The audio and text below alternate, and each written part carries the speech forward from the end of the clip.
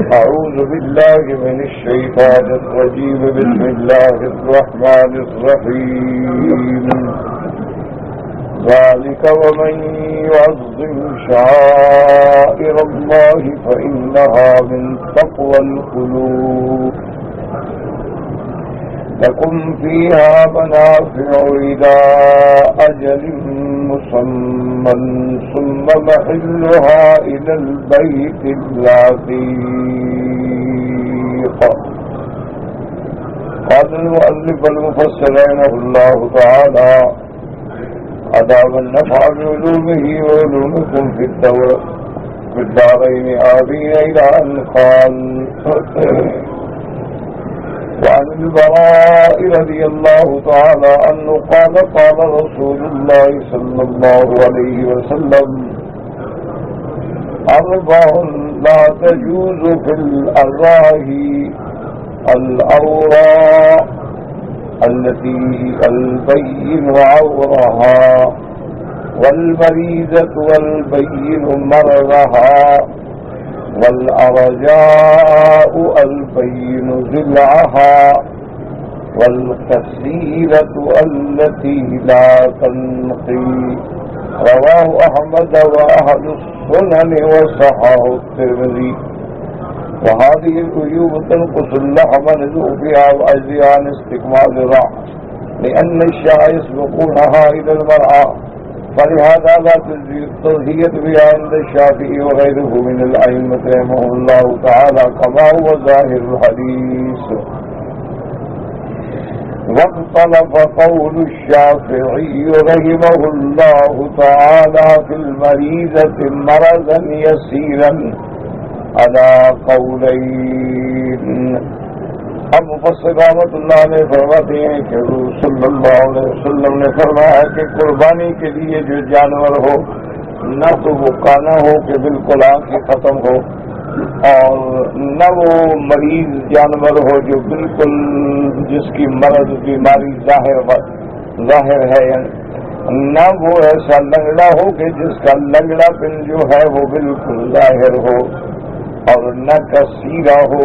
وہ کثیرہ کا معنی بھی وہی ارجا ہوتا ہے، لنگڑا، یعنی جو صفائی کے ساتھ چل نہ سکتا ہو. اس کی وجہ کیا ہے؟ مفسر رحمۃ اللہ علیہ فرماتے ہیں کہ یہ ایسے عیب ہیں جن کی وجہ سے گوشت میں کمی ہوتی ہے، کیونکہ وہ ضعیف ہے. جب مریض ہے تو کیا چرے گی؟ جب چرے گی نہیں تو گوشت کہاں سے پیدا ہوگا؟ وہ اگر عارج ہے، وہ اگر جانور لنگڑا ہے، جانور کانا ہے، تو لازمی بات ہے کہ وہ دو آنکھوں کے برابر تو نہیں بیچارہ گھاس کر سکتا. اگر وہ چل ہی نہیں سکتا تو کیا مرا میں جائے گا، کیا بھاگے گا، کیا دوڑے گا، کیا کھائے گا؟ تو صاف بات ہے کہ اس کا گوشت جو ہے وہ خراب ہوگا اور کم ہوگا اور تھوڑا ہوگا. تو اصل بات یہ سمجھیں کہ بھی اللہ نے جو حکم دیا ہے کہ قربانی کے اندر نہ تو ہماری نیتوں میں کھوٹ ہو، نہ جانور میں کھوٹ. ہماری نیتیں بھی خالص اللہ کے لیے ہوں، اللہ کی رضا کے لیے ہوں، اتباع سنت مصطفیٰ کے لیے ہوں صلی اللہ علیہ وسلم. اور اسی طرح جانور بھی پیارا ہو، خوبصورت ہو، محبوب ہو، تر و تازہ ہو، موٹا تازہ ہو، تاکہ جتنا جانور اچھا ہوگا اتنی ہی اجر اور ثواب جو ہے اللہ تبارک و تعالیٰ زیادہ سے زیادہ عطا فرمائے. کہ اللہ کے راستے میں جو بھی دینا ہے تو اچھی سے اچھی، محبوب سے محبوب چیز جو ہے وہ دینی چاہیے. اسی لیے امام شافعی رحمۃ اللہ علیہ فرماتی ہیں کہ یہ جانور جو ہیں قربانی ان کے ساتھ ہوگی ہی نہیں، اور ظاہر الحدیث بھی یہی ہے. اب امام شافعی رحمۃ اللہ علیہ کے دو قول ہیں. وہ فرماتے ہیں کہ اگر معمولی بیماری ہے پھر تو جائز ہے، لیکن شدید ہے تو پھر جائز نہیں. اور ابو داؤد بن عبد السلم رسول اللہ صلی اللہ علیہ وسلم نہى عن المصفر بالمستحصنة والبخراء والمشية والكثيرة والمصفرة قيل الهزيلة. حضور پاک نے مصفرہ سے بھی منع فرمایا. مصفرہ کیا ہوتی ہے؟ یعنی کمزور. مستاصلہ کیا ہوتی ہے؟ اس کا کان کٹا ہوا ہو اور اس کے بعد یک سینگ کٹا ہوا ہو. والبخقاء هي الأورا جس کی ایک آنکھ نہ ہو، والمشیۃ هي التي لا تزال تشیع خلف الغنم ولا تستبر ذافیا، یعنی پیچھے تک بکریوں کے پیچھے چلنے والا جانور، طاقت تو ہے نہیں کہ بھاگ کے آگے ہو جائے، وہ بیچارہ پیچھے لگا رہتا ہے، ایسے ایسے پیچھے رہ جاتا ہے۔ اس لیے بلتی والکثیرۃ والارجاء فهذه العیوب كلها مانعۃ من الاجزاء، کہ یہ عیب جو ہے پر یہ جانور ایسے عیب والا قربانی نہیں کیا جا سکتا۔ حضور صلی اللہ علیہ وسلم نے ان جانوروں کی قربانی سے منع فرمایا۔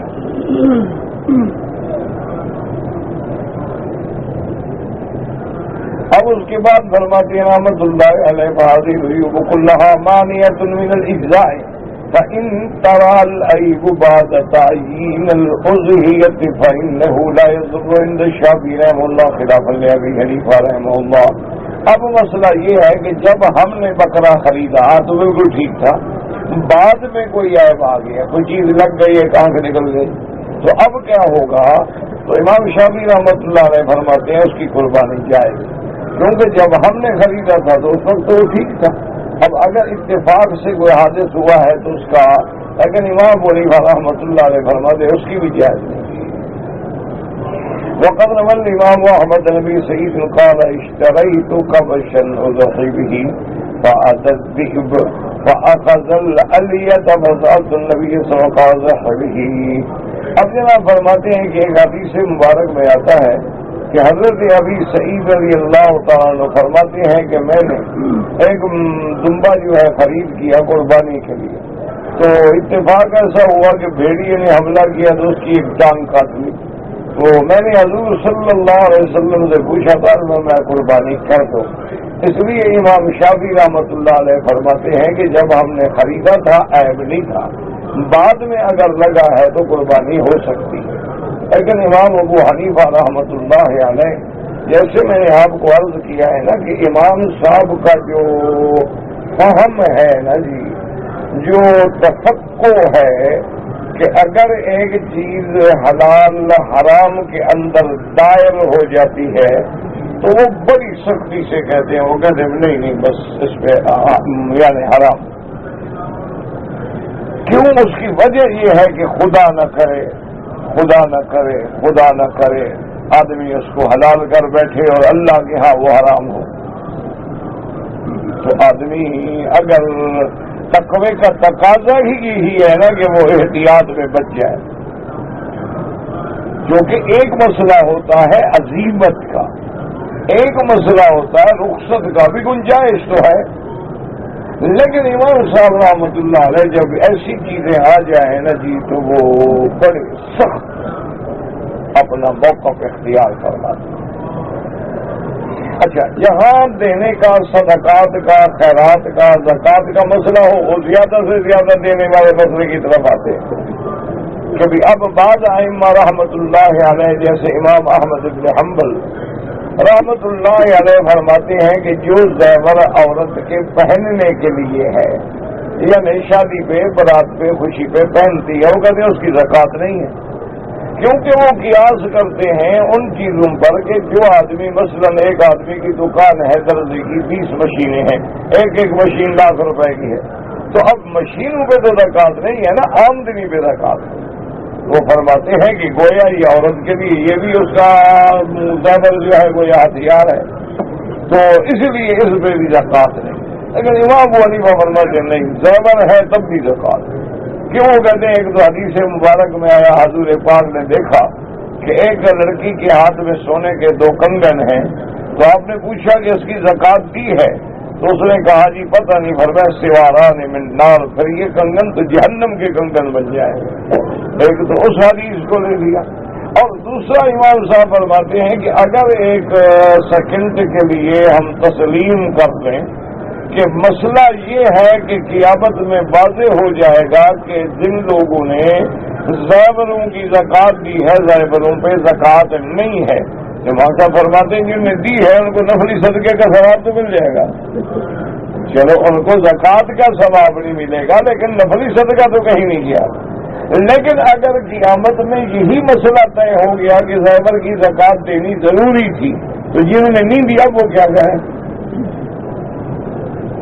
اسی لیے میں نے آپ اچھا اسی طرح عبادات میں دیکھیں، امام صاحب وہ روایت لیتے ہیں جو زیادہ سے زیادہ عبادت کی کثرت پہ دلالت کرتی ہے کہ اب دیکھیں حدیث مبارک موجود ہے کہ حضور صلی اللہ علیہ وسلم نے ظہر کی نماز سے پہلے 2 رکعت پڑھی، لہذا بہت سارے ائمہ اسی کو لیتے ہیں کہ ظہر سے پہلے 2 رکعت سنت۔ لیکن بی بی حفصہ سے ایک روایت ہے کہ حضور پاک نے 4 رکعت سنت پڑھی ظہر سے پہلے، تو اب امام صاحب نے وہ لے لیا، فرمایا کہ بی بی حفصہ گھر کی بات کر رہی ہے اور سنتیں حضور گھر پڑھتے تھے، تو لہذا معلوم ہوا کہ ظہر کی سنتیں 4 ہیں۔ جو 2 والی روایت ہے تو وہ تو تحیت المسجد ہے، وہ تو حضور جب مسجد میں آتے تھے 2 رکعت تحیت المسجد پڑھ لیتے، تو لہذا امام صاحب نے 4 والی روایت کو لے لی۔ چلو اب قیامت میں فیصلہ ہوا کہ 2 والی بات ٹھیک ہے، تو جنہوں نے 4 پڑھی تھی 2 سنتیں ہو جائیں گی 2 نفل ہو جائیں گی۔ اگر فیصلہ ہوا کہ 4 صحیح ہیں تو جنہیں پڑھی 2 ہے باقی 2 رکعت کہاں سے آئیں گے؟ اس لیے امام صاحب رحمۃ اللہ علیہ کو اللہ ان کی قبر پہ کروڑوں رحمتیں نازل فرمائے کہ ان کی تفقہ اور ان کی علم کی گہرائی اور گہرائی اور سوچ جو ہے وہ ہر معاملے میں کہ بھی معاملہ ہے زکوٰۃ کا زیادت دینے تو زیادت دینے میں کیا نقصان ہوگا؟ ایک آدمی کی زکوٰۃ بنتی ہے 10,000، اس نے اگر 11,000 دے دی کیا نقصان ہوگا؟ چلو 1,000 نفلی صدقہ ہو، لیکن 10,000 بنتی ہے اور گنجائش کر کے حساب کتاب لگا کے 9 دے تو پھر تو 1,000 میں پکڑا جائے گا۔ اچھا ایک آدمی نے 4 رکعت سنت پڑھی، الحمدللہ 2 والی حدیث پر بھی عمل ہو گیا، 4 والی پہ بھی عمل۔ ایک نے 2 رکعت پڑھی تو 4 والی حدیث پہ عمل رہ گیا۔ اس لیے ہمیشہ یاد رکھیں کہ اللہ تمام ائمہ محدثین، تمام ائمہ فقہا، اللہ ان کی قبروں پہ کروڑوں رحمتیں فرمائے، لیکن اس میں کوئی شبہ نہیں ہے، یعنی کہ جب آپ تقابل کریں گے نا علمی طور پر تو وہاں پھر آپ کو سمجھ آئے گا کہ امام صاحب کو اللہ نے کیسی فہم عطا فرمائی۔ مجھے خود ایک جسٹس تھے ہمارے جو آپ کے اسلامی مشاورتی کونسل کے جج بھی تھے، اور اس میں جب وہ تنفیذ اور تدوین قانون قرآن قانون اسلام پہ ہو رہی تھی تو انہوں نے خود بتایا، کہا مولوی صاحب اب جب ہم قانون بنا رہے ہیں اسلامی تو جہاں مسئلے میں کہیں الجھ جاتے ہیں نا تو پھر امام ابو حنیفہ کی فقہ ہی نکالتی ہے اور کوئی امام ہمارا ساتھ نہیں دیتا۔ اور کہتے کہ جب کوئی مسئلہ مشکل آ جاتا ہے جس میں ہم الجھ کے رہ جاتے ہیں کہ اب قرآن میں بھی آیت نہیں ملتی، حدیث مبارک بھی صحیح نہیں مل رہی، اور کوئی کسی اور امام نے بھی اس قول پہ بحث ہی نہیں کی، ادھر انہوں نے خیال ہی نہیں فرمایا، تو کہتے ہیں کہ پھر جب ہم امام صاحب کے اقوال کو اور آپ کے کتابوں کو ڈھونڈتے ہیں تو الحمدللہ تسلی بخش جواب ہمیں مل جاتا ہے۔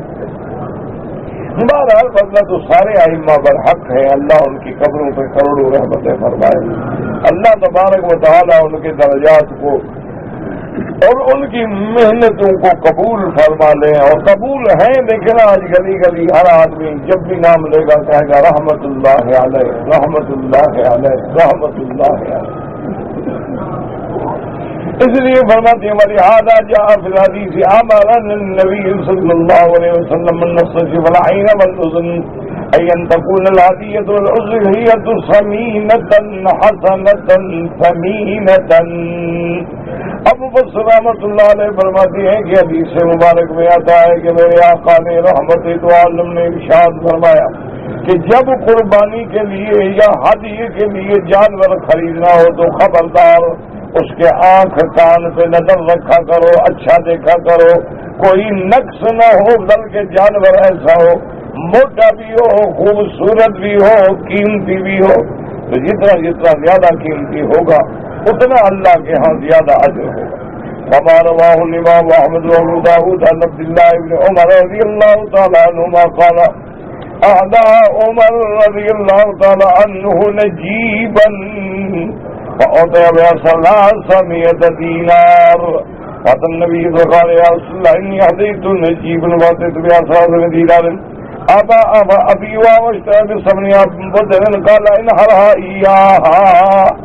اب حضرت عمر رضی اللہ تعالیٰ عنہ نے یعنی ایک اونٹنی کا بچہ جوان اونٹ انہوں نے قربانی کے لیے نیت کر لی تو لوگوں نے کہا اس کا 300 دینار لے لو. 300 دینار اس زمانے میں کتنی قیمت ہوگی. انہوں نے حضور پاک سے آ کے پوچھا کہ یا رسول اللہ میں نے ارادہ کیا ہے اس کو ذبح کرنے کا لیکن اس کے بدلے میں مجھے 300 دینار مل رہے ہیں. اگر آپ چاہیں تو میں اجازت دیں تو بیچ لوں اور اس کے بعد پیسوں سے میں اور کوئی بڑا اونٹ خریدوں. آپ نے فرمایا کہ نہیں جس کی نیت کر چکے اسی کو ذبح کرو. وقال الضحاک ابن عباس البدن من شعائر اللہ. قربانی کے جانور جو ہے یہ بھی اللہ کے شاعر میں سے ہیں. وقال محمد بن موسیٰ الوقوف والذبح والجبال والرمی والحلق والبدن من شعائر اللہ. حضرت محمد بن ابی موسیٰ فرماتی ہیں کہ شاعر اللہ سے مراد کیا ہے کہ عرفات کے دن وقوف کرنا, مزدلفہ کا وقوف کرنا, کنکریاں مارنا اور اس کے بعد جو ہے حلق کرانا, جانور ذبح کرنا سب شاعر اللہ ہے. وقال ابن عمر اعظم الشعائر البیت. انہوں نے فرمایا کہ اللہ کے شاعر میں سے سب سے بڑی نشانی اللہ کا گھر ہے. چونکہ یہ گھر ہے تو حج ہے, حج ہے تو احکام ہے. اگر گھر ہی نہ ہوتا تو حج ہی نہ ہوتا, اگر حج نہ ہوتا نہ وقوف ہوتا نہ مزدلفہ ہوتی نہ مینا ہوتا. تو اس لیے فرماتے تھے کہ اعظم الشعائر البیت. وقوله تبارك وتعالى لكم فيها منافع أي لكم في البدن منافع من لبنها وصوفها وأوبارها وأشعارها وركوبها إلى أجل مسمى. ابو بصر رحمۃ اللہ علیہ فرماتے ہیں کہ اللہ نے فرمایا کہ تمہارے لیے ان جانوروں میں تم ان سے نفع حاصل کر سکتے ہو. کیا مانا اگر دودھ والا جانور ہے اس کا دودھ لے سکتے ہو, اون ہے تو اون لے سکتے ہو, بال ہے تو بال لے سکتے ہو, اور اگر سواری کا جانور ہے تو سوار ہو سکتے ہو. یہ اس وقت منع ہوگا جب تم نیت کرو گے, اس کی ہدی بناؤ گے, پھر منافع بنا. یہ نہیں کہ پہلے بھی نفع نہ اٹھاؤ, پہلے تو نفع اٹھاؤ, لیکن جب تم نے نیت کر لی کہ یہ قربانی کا جانور ہے یا یہ ہدی ہے حج کی, تو اب اس کو استعمال کرنا سواری میں یا اس کا دودھ استعمال کرنا یا اس کی اون اتارنا, بال اتارنا جائز نہیں ہوگا. قال مقسما ابن عباس في قوله لكم فيها منافع الى اجل مسمى قال ما لم تصم بدنا, کہ جب اس پر نام نہ پڑے قربانی کا اس وقت تک فائدہ اٹھانا جائز ہے, اس وقت تک نفع اٹھا سکتے ہو. وقال مجاہد في قوله لكم فيها منافع الى اجل مسمى قال الركوب واللبن والولد وإذا سميت بدنة أو هديا ذهب ذلك كله. کہ پہلے اگر تم نے ابھی نیت نہیں کی, اس کی نہ ہدی بنایا نہ قربانی کے لیے نیت کی, اب اس کی سواری بھی جائز ہے, دودھ بھی جائز ہے, اس کا بچہ پیدا ہو تو جائز ہے. لیکن جب تم نے نیت کر لی اس کو قربانی کے لیے یا بکری ہدی کی مقرر کر لی تو اب کوئی نفع نہیں اٹھا سکتے ہو. وقد قال الضحاك وقتادة وعطاء الخرساني وغيرهم وقال آخرون بل له أن ينتفي بها وإن كانت هديا إذا احتاج إلى ذلك. اور بعض ائمہ اجازت دیتے ہیں کہ اگر آدمی قربانی کے جانور محتاج ہو جائے, مجبور ہو جائے تو سواری کے لیے استعمال کر سکتا ہے, مجبور ہو جائے تو اس کے دودھ سے فائدہ اٹھا سکتا ہے. تو اگر مجبوری ہو, ورنہ جب ہم نے نیت کر لی اب یہ جانور اللہ کا ہے, اب اس سے فائدہ اٹھانا جائز نہیں. كما ثبت في الصحيحين عن رسول الله صلى الله عليه وسلم رجل سوق بدرة قال اركبا قال انها بدنه قال اركبا ويك بثانيه والثالثه. میرے آقا رحمت دو عالم نے دیکھا کہ ایک آدمی اونٹ لے کے جا رہا ہے. حضور نے فرمایا تم پیدل چل رہے اور اونٹ بھی موجود ہے, سوار ہو جاؤ. اس نے کہا یا رسول اللہ یہ تو ہم نے قربان کرنا ہے حج کے اندر. آپ نے فرمایا سوار ہو جاؤ. وہی آقا یہ بد دعا نہیں ہوتی, تنبیہ ہوتی ہے. وفي روایت مسلم جابر رضی اللہ تعالیٰ عنہ رسول اللہ قال اركبها بالمعروف اذا جئت اليها. حضور پاک نے فرمایا کہ اگر مجبور ہو جاؤ تو قربانی کے جانور سے فائدہ اٹھا سکتے ہو, لیکن ایسا فائدہ اٹھاؤ جو ٹھیک ہو. یہ نہیں کہ تم سوار ہو کہ اس کو پہنچنے سے پہلے ختم کر دو. وقال شعبة بن زهير النبي ثابت الأعمى عن المغيرة بن أبي الحرمري رأى رجلا يسوق بدنة ومعها ولدها فقال لا تشرب من لبنها إلا ما فضل عن ولدها فإذا كان يوم النهر فاذبحها وولدها. حضور حضرت علی نے دیکھا کہ ایک آدمی اونٹنی چلا رہا ہے اور اونٹنی کے ساتھ اس کا بچہ بھی موجود ہے. آپ نے فرمایا خبردار تم اس اونٹنی کا دودھ نہ پینا جب تک اس کا بچہ نہ پی لے. اس کا بچہ پینے کے بعد اگر اونٹ کا دودھ اونٹنی کا بچ گیا ہے تو پھر تم پی سکتے ہو. اور جب قربانی کا دن آئے اونٹنی کو بھی اللہ کے راستے میں ذبح کرنا, اس کے بچے کو بھی ذبح کر دینا. ثم مهلها الى البيت العتيق اي محل الحج عنده البيت العتيق والكعبة. پھر اس کے بعد قربانی کا جانور جو ہے وہ ہر جگہ ذبح نہیں ہو سکتا, اس کا مقام جو ہے اللہ کا حرم ہے. اللہ کے حرم کو حرم بھی کہا گیا, اللہ کے حرم کو کعبہ بھی کہا گیا, اللہ کے حرم کو البلد بھی کہا گیا. اللہ فرماتے لا اقسم بهذا البلد وانت حل بهذا البلد. اسی طرح اللہ فرمائے جعلنا البیت مثابۃ للناس وامنا. اور اسی طرح اللہ فرماتے ہیں حرما آمنا. اور اسی طرح فرماتے ہیں بل ذالک لمن لم یکن اہلہ حاضر المسجد الحرام. اسی طرح اس کا نام البیت العتیق بھی ہے. تو قربانی کا جانور جو ہے وہ حد حرم میں ذبح ہوگا. یہ معنی نہیں ہوتا کہ کعبہ شریف میں ذبح ہوگا, اور معنی یہ ہے کہ حدود حرم, مینا جو ہے وہ حرم میں, مزدلفہ جو ہے وہ حرم میں ہے. یوں سمجھے کہ جب آپ عرفات جاتے ہیں نا تو عرفات کے داخل ہونے سے کم 2 فرلانگ کے قریب پہلے علامت آ جائے گی, وہاں تک حرم ہے. اسی طرح آپ جیلانہ بڑے عمرے پہ جائیں تو وہاں حد حرم ہے. اسی طرح آپ جدے کے راستے میں جائیں تو شبیسی کے پاس حد حرم ہے. مدینے کے راستے سے آپ اگر جائیں گے تو آپ کو ملے گا مسجد عائشہ سے ذرا پہلے حد حرم ہے. اسی طرح لیس کے راستے سے آپ جائیں گے تو حدود حرم ہے. اس حرم کے اندر جہاں بھی جاہیں آپ جانور ذبح کر سکتے ہیں. اب مفسر رحمۃ اللہ علیہ فرماتے ہیں جیسے اللہ نے فرمایا ہدیم بالغ الکعبۃ وقال والهدي معقوفا يبلغ محله وقد تقدم الكلام على معنى البيت العتيق قريبا ولله الحمد. اب مفسر رحمۃ اللہ علیہ فرماتے ہیں البیت العتیق کے بارے میں مفسر میں ذکر کر چکا ہوں. پہلے آپ آیت پڑھ چکے ہیں وَلْيَطَّوَّفُوا بِالْبَيْتِ الْعَتِيقِ وَلِلَّهِ وَقَالَ النَّاسُ يَقُولُ كُلُّ مَنْ طَافَ بِالْبَيْتِ فَقَدْ حَلَّ فقال تعالى ثم مهلها إلى البيت العتيق. اب یہ دوسرا قول ہے. بعض علماء نے فرمایا یعنی قربانی کا مقام کیا ہے بیت العتیق, اور حضرت ابن عباس فرماتے ہیں ثم مهلها کیا معنی, یعنی تحلل کامل حلال کب ہوگا جب طواف زیارت کر لے گا.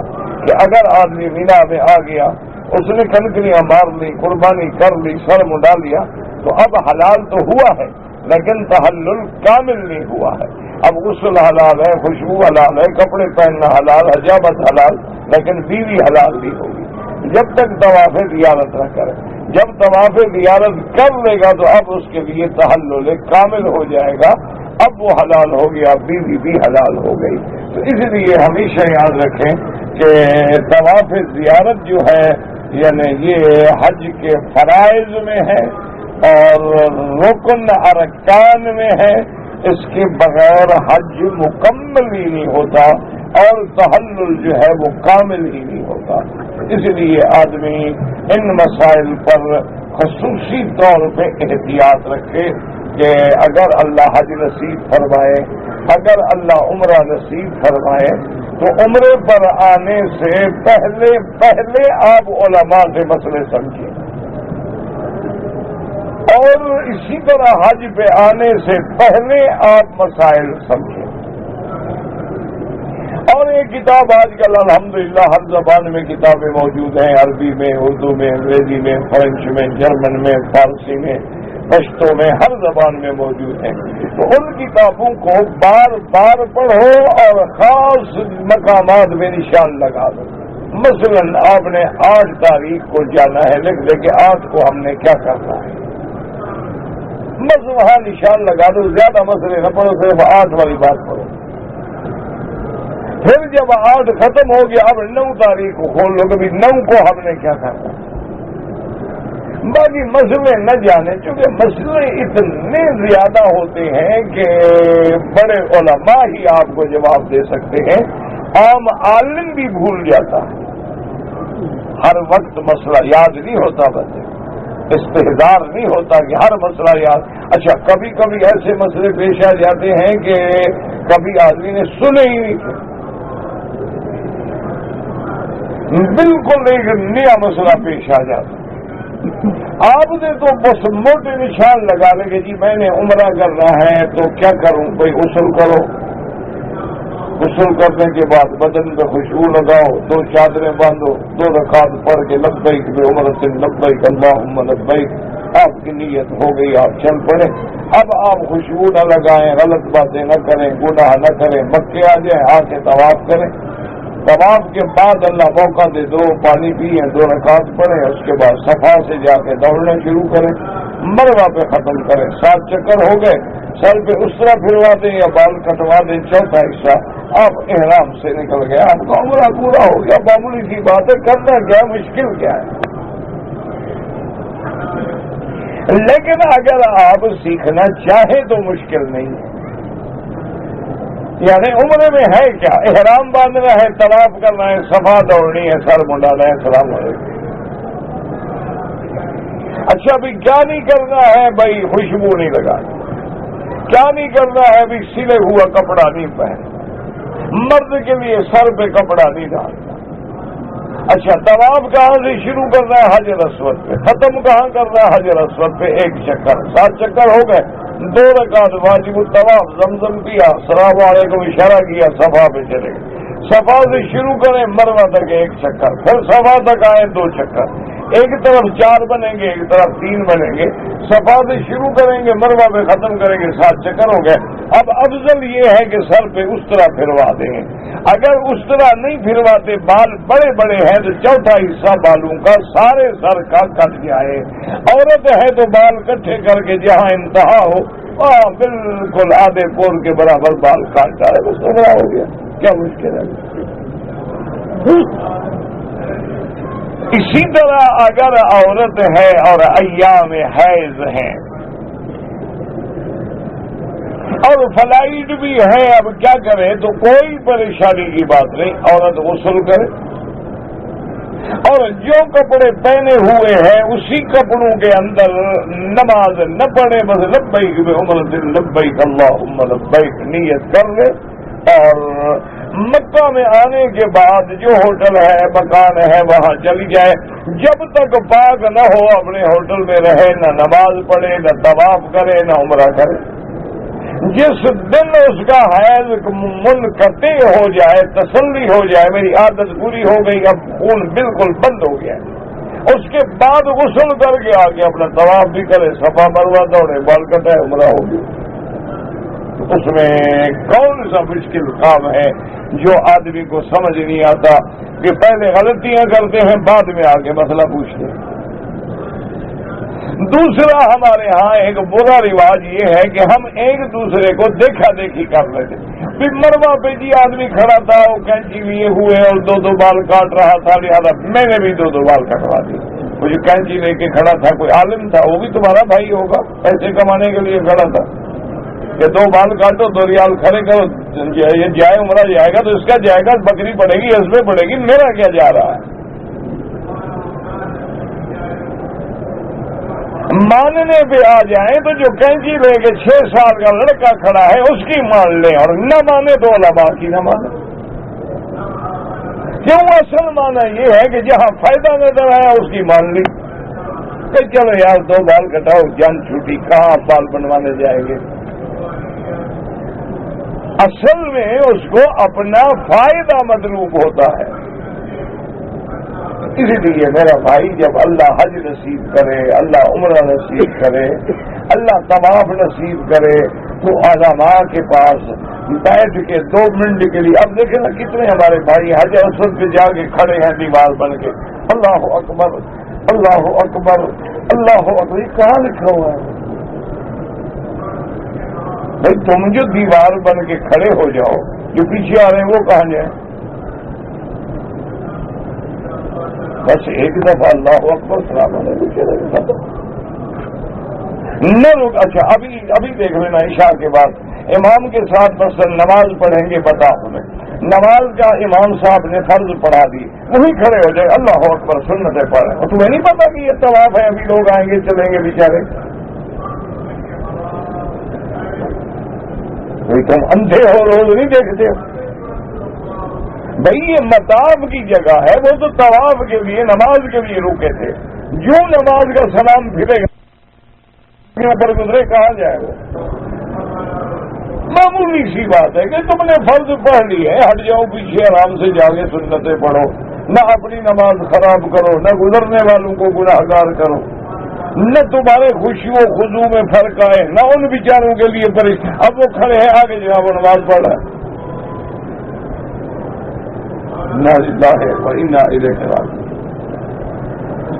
تو یہ باتیں بالکل آسان ہیں, لیکن اگر سمجھنا چاہو, نہ سمجھنا چاہو تو پھر تو ٹھیک ہے. اب تو رواج ہے, اچھا بھیا جیسے لوگ کریں گے ہم بھی کر لیں گے, چھوڑو یہ کوئی ضروری نہیں ہے. وہ بابا مولوی ایسے کہتے رہتے ہیں بس. اب اتنے دن سے آپ پڑھے قرآن کا مسئلہ ہے مولویوں نے بنایا, نہ ایمان سے کہ عرفات مولویوں نے بنائی, مینا مزدلفہ کٹکریاں یہ سب مولویوں کے قصے ہیں. یا اس میں کوئی جھگڑا ہے دیوبندی بریلوی اہل حدیث تبلیغی حنفی شافعی مالکی کوئی جھگڑا ہے, لیکن بس ایک رواج ہے. عرفات کے بعد جناب جتنے بڑے آدمی ہیں نا جی, وہ اپنے ملازمین کو کہا یار میری کنکری مار دینا بس. بھائی تمہارے پاؤں میں مہندی لگی ہے تو حج پہ آئے کیوں؟ تمہارے بغیر عرفات بھی آباد ہے, مزدلفہ بھی آباد ہے, اللہ کا گھر بھی آباد ہے. آئے ہو تو پھر انسان بنو, آئے ہو تو پھر اتباع سنت محمد مصطفیٰ صلی اللہ علیہ وسلم اختیار کرو.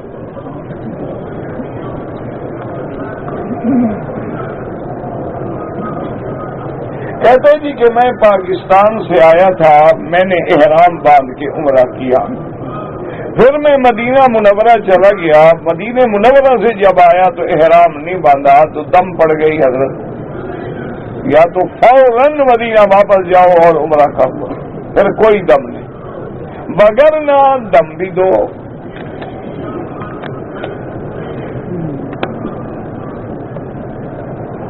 اگر کوئی آدمی کاروبار کے لیے آئے اور احرام نہ باندھے, ہاں امام احمد ابن حنبل رحمت اللہ علیہ فرماتے ہیں کہ احرام باندھنا اس کے لیے ضروری ہے ممن اراد الحج والعمرۃ, جس کی نیت حج کی ہو یا عمرے کی ہو. اگر نیت ہی نوکری کی ہے, کسی کی ملاقات کی ہے, کسی بیمار کی عیادت کی ہے, کسی میت کے جنازے میں پہنچنا ہے، وہ کہتے ہیں اس کی تو نیت ہی نہیں تھی نا حج اور عمرے کی، لہٰذا احرام نہ باندھے تو دم نہیں پڑے گا۔ لیکن امام ابو حنیفہ میں آپ کو بتایا وہ بڑے سخت ہے، وہ فرماتے ہیں کہ نہیں، کوئی بھی غرض ہو میقات پہ آئے تو بغیر احرام کے نہ گزرے۔ کیوں؟ اس کی وجہ ہے حضور صلی اللہ علیہ وسلم کبھی بغیر احرام کے میقات سے مکے آئے، صرف ایک دفعہ آئے جب مکہ فتح ہوا تو آپ نے احرام نہیں باندھا۔ چلو اب حج کے لیے تو حضور نہیں آ رہے تھے اور نہ عمرے کے لیے آ رہے تھے، وہ تو کفار سے جنگ کے لیے تشریف لا رہے تھے۔ حضور نے فرمایا کہ اللہ نے مجھے رخصت دی ہے، میرے لیے حلال کیا ہے جو کسی کے لیے حلال نہیں کیا، اور فرمایا وہ بھی چند گھڑیوں کے لیے حلال ہوا ہے، اس کے بعد مکے کی حرمت بھی قائم، ہر چیز اسی طرح قائم۔ پھر بھی حضور نے فتح مکہ کے بعد ارادہ سے عمرہ کیا۔ حضور صلی اللہ علیہ وسلم مکہ کے بعد طائف، حنین، پھر حنین کے غنائم تقسیم کرنے کے لیے آپ نے جہرانہ پہ قیام فرمایا، جہاں بڑا عمرہ ہے، یہاں حضور کافی دن قیام فرما رہے، اور حضور پھر جہرانہ سے احرام باندھ کے بھی عمرہ کرنے کے لیے تشریف لے آئے کہ جو میں نے عمرہ نہیں کیا فتح مکہ پہ، اس کا میں عمرہ کر۔ دوسری بات امام صاحب فرماتے ہیں کہ اگر یہ ہماری نیت پہ منحصر ہے تو پھر میقات بنانے کی ضرورت ہی نہیں، ہماری نیت ہو تو ٹھیک ہے، ورنہ ہم کام پہ جا رہے ہیں، تو پھر اس میقات کی یا حد بندی کی فائدہ کیا ہوا؟ بس وہ تو میں کہہ دوں جی میری نیت نہیں، میں تو کام کے لیے گیا۔ اچھا، باقی ائمہ سے بھی اگر پوچھو، اب وہ کہتے ہیں اگر عمرہ کرے احرام باندھے تو کسی کو اعتراض ہے؟ یعنی سب کے نزدیک افضل کیا ہے کہ احرام باندھ گیا ہے، ان کے نزدیک صرف یہ ہے کہ نہ باندھا تو جرمانہ نہیں ہوگا، وہ یہ نہیں کہتے کہ اچھا کیا ہے اس نے، یعنی وہ بھی ایک جرمانے سے بچت ہو رہی ہے، ورنہ وہ بھی یہ نہیں کہتے کہ تم نے اچھا کیا ہے۔ سب کہتے ہیں کہ جب میقات سے آؤ تو لازم عمرہ کرو۔ میرا بیٹا مصیبت میں ہے، جیل میں ہے، اللہ پاک رحم کرے، اللہ پاک ہر بے گناہ قیدی پہ رحم فرما دے، گناہ گاروں کو بھی معاف کر دے، وہ کریم ہے، رحیم ہے، اس کے آگے رحمت کے دروازے کھلے ہیں، کون ہے جو گناہ گار نہیں ہے؟ کلنا خطاؤن وخیر الخطائین التوابون، ہم سب خطا کار ہیں، لیکن اللہ کو وہ گناہ گار بھی پسند ہے جو زیادہ سے زیادہ توبہ کرے اور اللہ کے دروازے پہ گر جائے، کیونکہ آخر ارحم الراحمین نے اپنے رحم کا فیصلہ بھی تو کرنا ہے، ستار العیوب نے گناہوں پہ پردہ ڈالنے کا فیصلہ بھی تو کرنا ہے، غفار الذنوب نے گناہ ہوں گے تو پھر معافی کے فیصلے کرنے ہیں، اس کو تو گناہ گار بھی پیارے ہیں، اس کو تو بندہ بڑا پیارا ہے، لیکن بندہ بندہ نہ بنے تو پھر کیا ہو؟ اسی لیے بزرگوں نے کہا نا کہ بندگی بے بندگی شرمندگی، جس بندے میں اللہ کی بندگی نہ ہو وہ شرمندگی ہے، وہ بندگی ہے ہی نہیں، وہ بندہ ہے ہی نہیں۔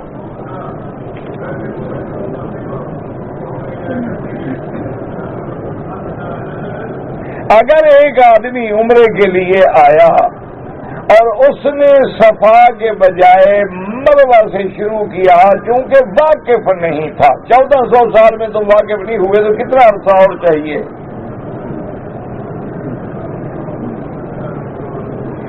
حضور صلی اللہ علیہ وسلم کی بعثت مبارک کو 1425 سال ہجری گزر گئے، ابھی تک تمہیں پتہ نہیں لگا،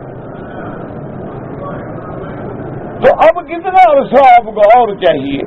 اور اگر تم قرآن پڑھتے یا سنتے تو اس میں بھی کہ ان الصفا والمروہ من شعائر اللہ، اللہ نے پہلے صفا کا نام لیا یا مروہ کا نام لیا؟ اچھا پتہ نہیں تھا تو مولوی سارے فوت ہو گئے، کسی سے نہیں پوچھ سکتے، اب تو آ گئے وہ پوچھنے کے لیے۔ اب حضرت دم ادا فرمائے، انشاءاللہ کبھی مسئلہ نہیں بھولے گا۔ ایک بکری دم ادا کر دو اور 300 ریال کی ہوگی، 3 کو ضرب دو 16 سے، تو 4800 روپے انشاءاللہ جب صرف ہوں گے نا، مجال آئندہ تمہیں بھولے، تم اوروں کو بھی بتاؤ گے یار صفا ادھر ہے، خیال کرنا ادھر نہیں ہے۔ اللہ نے جو دم رکھی ہے حکمت ہے نا، ورنہ اللہ میں کیا ضرورت ہے کہ بکری ذبح کرو یا نہ کرو۔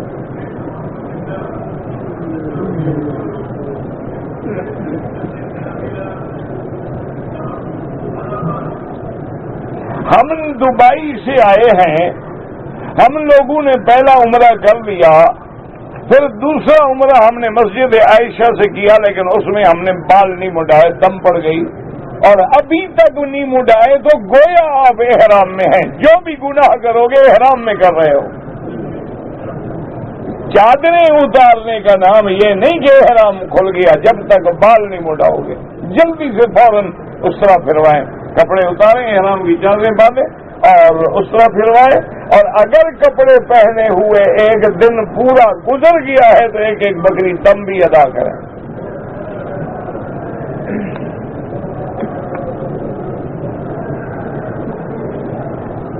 بہرحال لڑکیوں کے رشتے کے لیے والدین کے ذمہ ہے کہ کوشش کریں، باقی فیصلے تو اللہ کی تقدیر کرتی ہے، بندے کے ہاتھ میں کچھ نہیں ہوتا، ہر فیصلہ اللہ فرما چکے ہیں، ابھی ہم پیدا بھی نہیں ہوئے تھے، لیکن بہرحال والدین کی ذمہ داری ہے کہ جب بچیاں گھر میں جوان ہوں تو کوشش کریں، اور جہاں مناسب رشتہ معلوم ہو جائے، بس دیکھا یہ کرو کہ لڑکا دین والا ہے تو بس اور بحث نہ کرو۔ آج کل مشکل یہ ہے کہ پوچھتے ہیں کہ جناب لڑکا کام کیا کرتا ہے، نوکری کیا ہے، تنخواہ کیا ہے، یہ نہیں پوچھتے، نماز بھی پڑھتا ہے۔ اچھا اگر وہ بے نماز ہے تو امام احمد ابن حنبل رحمۃ اللہ علیہ کے نزدیک تو نکاح ہوتا نہیں، وہ کافر ہے، رشتہ ڈھونڈنے کی کیا ضرورت ہے؟ اگر لڑکی نماز نہیں پڑھتی امام صاحب کے نزدیک تو وہ کافر ہے، اس کا نکاح ہوتا ہی نہیں جب تک توبہ کرے، کلمہ پڑھ کے پھر اسلام میں نہ آئے۔ امام احمد بن حنبل رحمۃ اللہ علیہ فرماتے ہیں کہ تارک الصلاۃ جو ہے وہ فرماتے ہیں اگر مر جائے تو جنازہ نہ پڑھو، وہ کافر ہے، ولا یدفن فی مقابر المسلمین، نہ اس کو مسلمانوں کے قبرستان میں دفن کرو۔ یہ تو باقی ائمہ ثلاثہ، امام ابو حنیفہ، امام شافعی، امام مالک رحمۃ اللہ علیہ فرماتے ہیں کہ وہ فاسق ہے، فاجر ہے، اس نے ایسا گناہ کیا ہے کہ جو کفر تک لے جانے والا ہے لیکن کافر نہیں بنا۔ لیکن ایک امام تو اس طرف ہے، اور ظاہر حدیث بھی یہی کہتی ہے کہ من ترک الصلاۃ متعمدا فقد کفر، جو جان بوجھ کے نماز چھوڑ دے پکی بات ہے کہ وہ کافر ہو گیا۔ تو اس لیے حضور نے فرمایا کہ جب رشتے کے لیے ممن ترضون دینہ، اگر تمہیں اس کی دین پسند ہے تو رشتہ دے دو۔ پہلی تحقیق یہ کرو کہ نماز پڑھتا ہے، عقیدہ صحیح ہے، دین پر ہے، کیونکہ جو بندہ اللہ کا غدار ہے وہ تیری بیٹی کا وفادار کیسے ہو سکتا ہے؟ جس بندے کو محمد رسول اللہ کا حیا نہیں ہے اس کو سسر کا کیا حیا آئے گا؟ آپ دیکھتے ہیں کہ جناب پیسہ کتنا ہے، کوٹھی کہاں ہے، 500 گز پہ ہے، 1000 گز پہ ہے، لڑکے کی جائیداد کتنا ہے، اور اس کا مستقبل روشن ہے، شام کو دھکا لگے مر جائے مستقبل کا کیا کرو گے؟ شام کو گر جائے لنگڑا ہو جائے مستقبل کہاں گیا؟ خدا کے بندے وہ کام دیکھو ممن ترضون دینہ، اس لیے حضور نے فرمایا کہ المرأۃ تنکح، حضور نے فرمایا کہ عورت کا نکاح کیوں ہوتا ہے؟ لنسبھا وجمالھا ودینھا، یا لوگ دیکھتے ہیں کہ بڑے خاندان کی لڑکی ہے، یا دیکھتے ہیں کہ بڑی خوبصورت ہے، ملکہ حسن ہے اور یا دیندار ہے۔ آپ نے فرمایا فاختر ذات الدین، اگر تم میرے امتی ہو تو دین والی لڑکی ڈھونڈنا، جمال شمال کچھ بھی نہیں ہے۔ ایک بیماری ہے تو گیا جمال، ایک دن بخار ہو جائے جمال حضرت تو گئے، رخصت ہو گئے، 2 دن اسہال لگ جائے تو جناب ساری باڈی چوپٹ ہو گئی۔ تو وہ چیز چنو جس نے ہمیشہ رہنا ہے، وہ دین ہے۔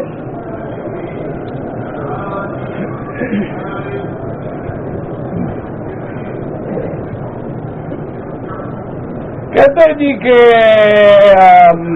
صبح شام طواف کے پتہ نہیں کیا سمجھ نہیں آیا، تکلیف ہے، ساتھ ہے، کتنا ثواب ہے، دوسری صف میں کتنا ثواب ہے۔ میرا بھائی صفوں کا ثواب درس دین کے معاملے میں، علم کے معاملے میں کچھ نہیں ہوتا، وہ تو نفلی ثواب ہے، اعلیٰ اولا، یہ تو فرض ہے۔ طلب العلم فریضۃ علی کل مسلم و مسلمۃ، علم کا حاصل کرنا تو فرض ہے کہ پہلے مسئلہ سمجھو، مسئلہ نہ آئے تو طواف کیا کرو گے؟ مسئلے کا علم نہیں ہوگا۔ ابھی تو سن رہے ہو نا کہ ہم نے مروا سے صفا شروع کی ہے، ابھی تو سن رہے ہو نا کہ ہم نے عمرہ کیا تھا، پہلی دفعہ اس طرح پھروا دیا، بعد میں جو عمرہ کیا تھا وہ پہلا والا اس طرح کافی ہے۔ تو جو روٹی آپ نے کل کھائی تھی اور آج کیوں کھانا چاہتے ہو؟ جب عمرے کی نیت کرو گے تو سارے احکام پھر پورے کرو گے۔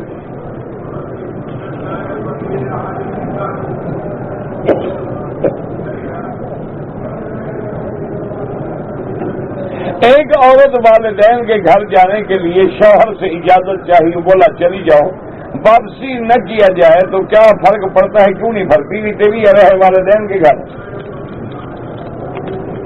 فرق کیوں نہیں پڑتا ہے جناب؟ آپ گناہگار ہیں، لے آئے اس کو جا کے۔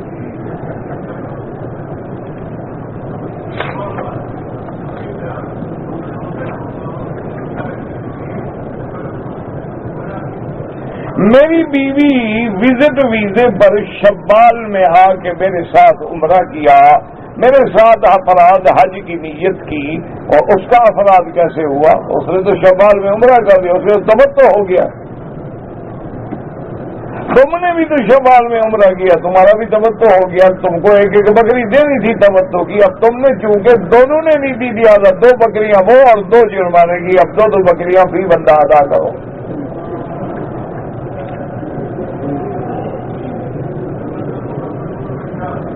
کہتے جی کہ میں شادی کرنا چاہتا ہوں، باپ کی اجازت نہیں ہے، ماں راضی ہے، ماں کرے کیا؟ غریب راضی تو وہ بھی نہیں ہے، لیکن کیا کرے، ماں مجبور ہوتی ہے اولاد کی محبت میں۔ جو کچھ والدین کہتے ہیں اس پہ عمل کرو، کیونکہ لڑکے جو ہیں نا وہ دل سے سوچتے ہیں، ماں باپ عقل سے سوچتے ہیں، کام عقل آتا ہے، دل نہیں آتا۔ والدین کی رضامندی اختیار کرو۔ نماز تسبیح کتابوں میں لکھی ہوئی ہے، لے لو اور پڑھتے رہو اور پڑھ لو۔ اگر احرام کی حالت میں چادر پہ بیلٹ باندھ لیں وہ جائز ہے، سلا ہوا کپڑا منع ہے، سلا ہوا وہ چیز منع ہے جو بدن پہ سلی ہوئی ہو، جیسے شیروانی ہے، ٹوپی ہے، واسکٹ ہے، جراب ہے، پاجامہ ہے۔ اگر بیلٹ ہے، چھتری ہے، اس کا ہے۔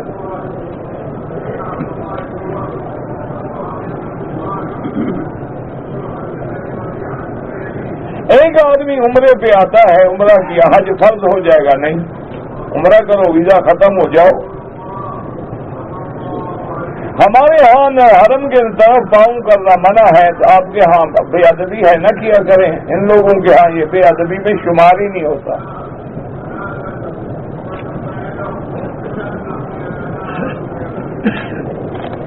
ایک آدمی خود مجبور کیا بیوی بچے کے پالنے کے لیے نکرانی کا مطالبہ کر سکتی ہے، ہاں اگر بیوی آپ کی اچھے خاندان سے ہے اور اس کا یعنی معیار جو ہے وہ اپنے گھر میں بھی کام شام نہیں کرتی تھی اور شوہر کی بھی طاقت ہے کہ نوکرانی دے سکتا ہے تو دینی چاہیے۔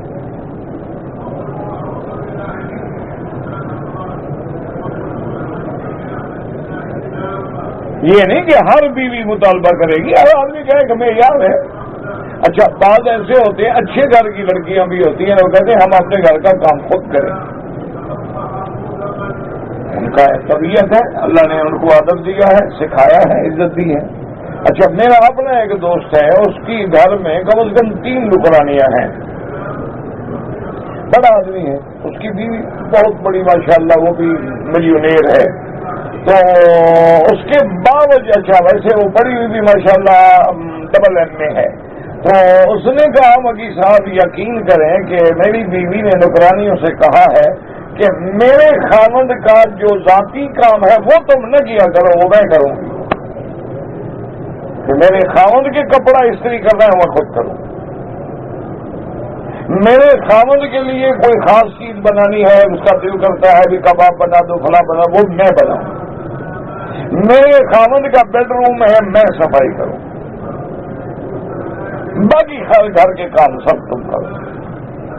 تو جن کو اللہ نے حیا دیا ہے وہ تو خوش ہوتی ہیں کہ اللہ نے ہمیں موقع دیا ہے خدمت کرنے کا۔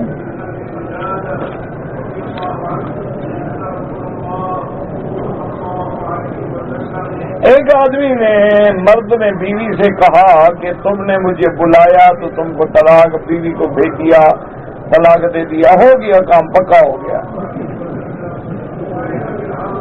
2 طلاق دے دیا تو دونوں ہو گیا۔ طلاق بڑی خراب چیز ہے، حضور نے فرمایا ثلاث جدہن جد وہزلہن جد النکاح والطلاق واللطاق، حضور نے فرمایا 3 چیزیں ایسی ہیں جن کی حقیقت بھی حقیقت ہے، مذاق بھی حقیقت ہے، نکاح، طلاق اور اطاق۔ اگر آدمی بیوی کو ہنستے ہنستے مذاق میں بھی طلاق دے دے تو طلاق ہو جائے گی۔ نماز وتر عشاء کے بعد پڑھ لو، اور اگر تہجد میں اٹھنے کا یقین ہے تو وتر تہجد کے ساتھ ادا کرو، تہجد کے بعد پہلے تہجد پڑھو پھر وتر پڑھو۔ ہوٹلوں میں جو مرغی آتی ہے وہ حلال ہے مجھے کیا پتا، جو ذبح کرتے ہیں ان سے پوچھو، وہ مسلمان نہیں ہے، ان سے پوچھو نا بابا حلال ہے، حرم میں کھڑے ہو، اللہ کے گھر میں رہتے ہو تو مہربانی کر کے بتا دو کہ حلال ہے یا نہیں ہے، وہ بتا دے گا آپ کو انشاءاللہ۔ اگر باہر کی ہے تو کام گڑبڑ ہے، اگر مکے کی ہے تو حلال ہے۔ لیکن دیکھو نا جی انگریز دشمن کتنا سمجھدار، وہ کبھی تمہیں نہیں کہے گا کہ تم حلال نہ کھاؤ، وہ یہ کرے گا حرام سستا کر دے گا، حلال مہنگا کر دے گا۔ کہ اپنا بکرا لے کے ذبح کرو تو کم از کم 25 سے لے کے 30 ریال 1 کلو کا خرچہ ہے، اگر باہر کا بکرا لو تو 8 ریال۔ اب کون سا ہوٹل والا جناب ایسا مومن کامل ہے کہ وہ 8 ریال کے بجائے 25 ریال والا گوشت تجھے کھلائے؟ پاگل ہو گیا ہے۔ اس نے ہوٹل خیرات کے لیے تو نہیں کھولا، کمانے کے لیے کھولا ہے نا، اس کو تو چاہے کوئی مردار جانور دے دو، اس میں پیسہ کمانا ہے۔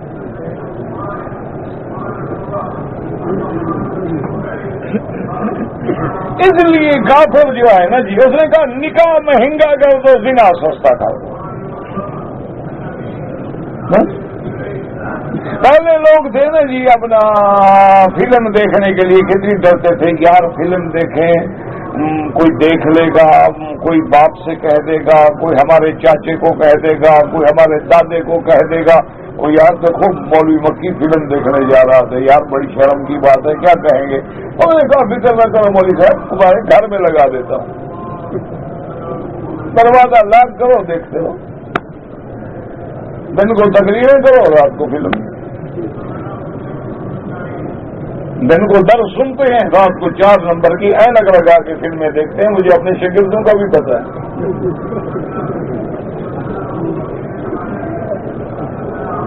4 نمبر 3 نمبر کی ہے نا کہ اندھے ہونے کے قریب فلم پہ بیٹھے.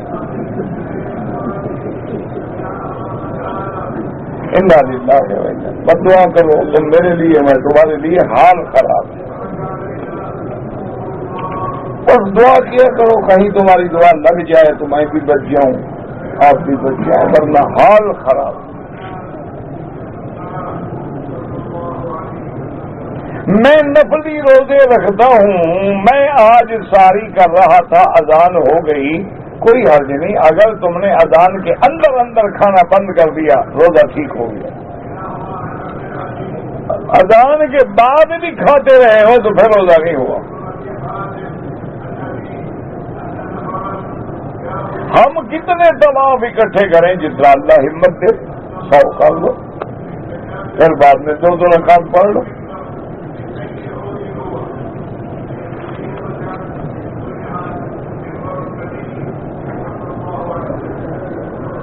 بہرحال اگر جانور آپ نے قربانی کے لیے معین کر دیا عیب نکل آیا امام ابو حنیفہ فرماتے ہیں کہ دوسرا جانور خرید کے قربا وہ عیب والا نہ کرو.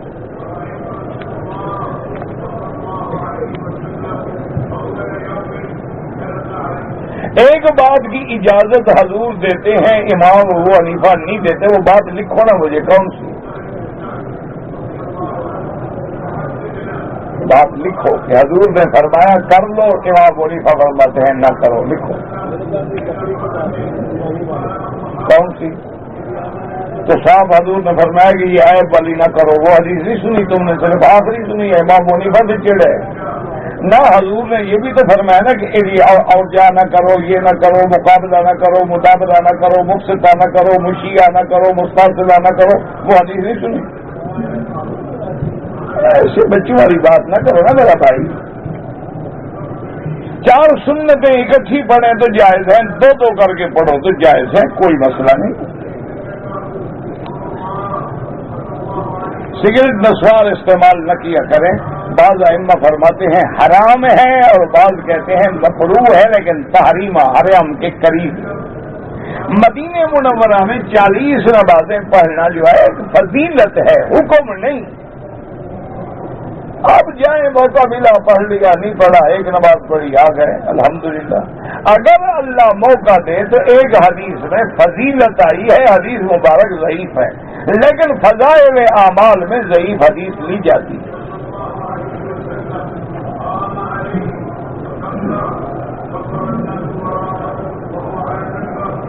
میں نے تھوڑے ٹک لگائے. میرا بھائی ٹک لگانے سے نہیں ہوگا کیونکہ حضور پاک نے اس طرح پھروایا اور بال کٹوائے ہیں تو پورے کٹوائے.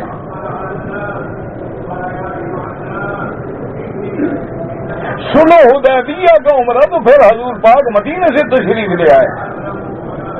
جب حدیبیہ میں کافروں نے منع کر دیا اور عمرہ نہ کرنے دیا تو اگلے سال عمرۃ القضاء کے لیے حضور مدینہ پاک سے تشریف لائے.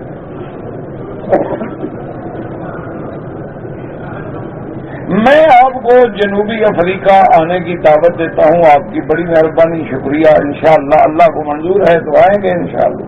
آپ فون پہ رابطہ کریں. بہرحال مجھے تو اب میرے خیال میں 8-9 سال ہو گئے میں نہیں کیا. کافی عرصہ ہو گیا. تو اصل وجہ یہ ہوتی ہے کہ وہ میرا ایک دوست ہے جنوبی افریقہ کا. ایک دفعہ وہ مجھے ملا تو کہتا ہے کہ ایک دفعہ اچھا حضرت آپ کب آ رہے ہیں. میں نے کہا جب اللہ کو منظور ہوگا. اس کے علاوہ اور کیا جواب ہے. پھر بھی مجھے ملا اور بعد میں آرام سے کہتے ہیں ابھی تقریر ہو رہی ہے درس کے بعد ملے. اچھا انہوں نے کہا جی اب کب آ رہے ہیں. میں نے کہا بھی جب اللہ کو منظور ہو.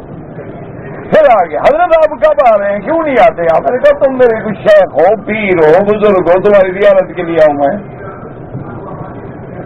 بھائی مولوی آتے ہیں چندے کے لیے وہ مجھ سے ہوتا نہیں.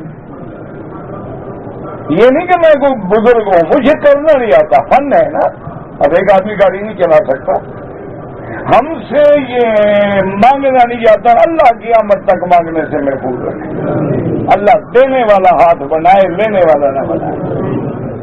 اللہ کے خزانے میں ایمان سے کہو کمی ہے. للہ خزائن السماوات والارض.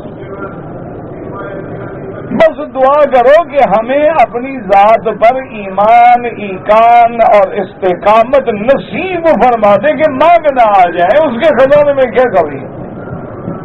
تو بہرحال میرا بھائی انشاءاللہ ہمیں نہ جنوبی افریقہ سے اعتراض ہے نہ کسی جگہ سے، جب تم محبت سے انشاءاللہ بلاؤ گے تو پروگرام بنائیں گے، اللہ کو منظور ہے تو آ جائیں گے، ورنہ مجھے کوئی شوق نہیں ہے کہ بہت دیکھ لی دنیا اور پھر اللہ کا حرم سے خدا محروم نہ کرے تو اور اچھی بات، وہاں جا کر بھی یہی کام کر رہے ہیں نا، تو پھر یہ اللہ کے حرم میں کیوں نہ ہو۔ باقی وہ محبت کرتے ہیں، اللہ ان کو جزائے خیر عطا فرمائے۔ ربنا تقبل منا انك انت السميع العليم وتب علينا انك انت التواب الرحيم۔